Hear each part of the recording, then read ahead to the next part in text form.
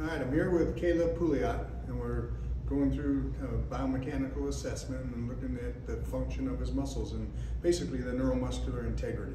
One of the things, he had a labral tear in his right shoulder. They had that surgery back in April? July. In July. And he came out here for the first time. We had him in November. He came out as he was rehabbing and coming off of a surgery, a full labral tear. So there's a lot of issues that go along with that, and a lot of that affects their total body biomechanics. And so when we first started, I always talk about it as being a total body overhaul. I mean, we went through and his core was shut down. We have weaknesses in his core and vulnerabilities, and through his hips and shoulder, I mean, especially his right arm, he had no motion and no stability in his right shoulder. And that's an interesting factor because everybody always looks at, oh, mobility. We need to increase mobility by stretching, deep tissue work, or any type of modality trying to increase range of motion. Well, we look at it from muscle activation techniques is that there's weaknesses, there's instability. Just like when you walk on ice, the first thing you do when you walk on ice is you tighten up as a protective mechanism. So when you have injuries, the resultant inflammation alters the communication between the brain and the muscles just can't fire as efficiently as they're designed to fire. So just like when you try and walk on ice, the body senses that instability and it tightens up as a protective mechanism. So when I first started assessing him, he was very limited in external rotation of the shoulder, internal rotation of the shoulder. I mean, bringing the arm up next to his ear, he couldn't even get it down toward his ear, and he pole vaults.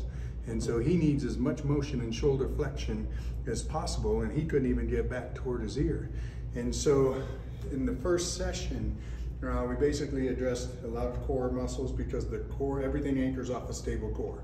So in order to have a stable shoulder, you have to have a stable core first. And so we worked on his core, got his shoulder working, and significantly increased his range of motion in internal and external rotation. He still had pain at end ranges. And the end ranges, that's the position that the body's protecting. When it senses instability, it doesn't want you to move in those end ranges because that's where it's the most vulnerable.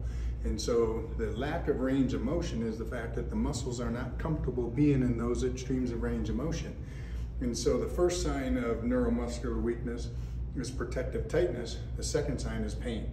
If you take them into those ranges that the body's vulnerable in, the body shouts out in pain saying, literally, don't do this until you fix the problem.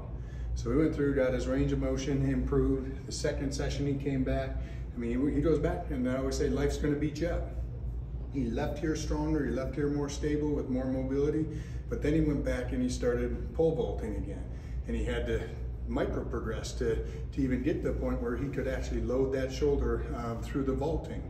And so that just took time. And while he's getting back to vaulting, he's putting stress on his shoulder. And so it set him back a little bit. He started having some pain and the body started tightening back up. So we got him back out here. The first session was in November, then we got him back out here in January. In January it was still, even though he regressed a bit, he was doing more and he never regressed back to the point where he was so limited in his range of motion in the shoulder. By the time we were done last time, I mean, his shoulder motion was past his ear, like shoulder flexion. Now you can see now, I mean, that's 30, 40 degrees past where he was when he first came in. The same thing in external rotation and internal rotation. I mean, he's increased 20 or 30 degrees in range of motion. Mobility is a representation of stability. When you get the muscles activated and they can fire and fire on demand, and they're able to tolerate forces, the body will give you all the motion in the world. So the goal is with MAT is melt the ice. If you provide a sense of stability, the body will give you all the mobility in the world. We went through today, every single core muscle was strong, every single hip muscle was strong. At one point, every one of these muscles needed to be addressed and activated. Now at the lower leg and foot muscles, he had some Achilles tendon issues, and the lower leg and foot muscles are all strong. So his whole body is strong, and there were just some instabilities that were still in his shoulder, which is his weak link. And we readdressed the instabilities in his shoulder, and literally it's the best motion that he's had. Range of motion, I mean, in shoulder flexion, external rotation, internal rotation, horizontal abduction, these positions were actually not only tight, but he was tentative to be in those positions, especially when I was doing a muscle test, because his body was unstable and it was a little painful for him.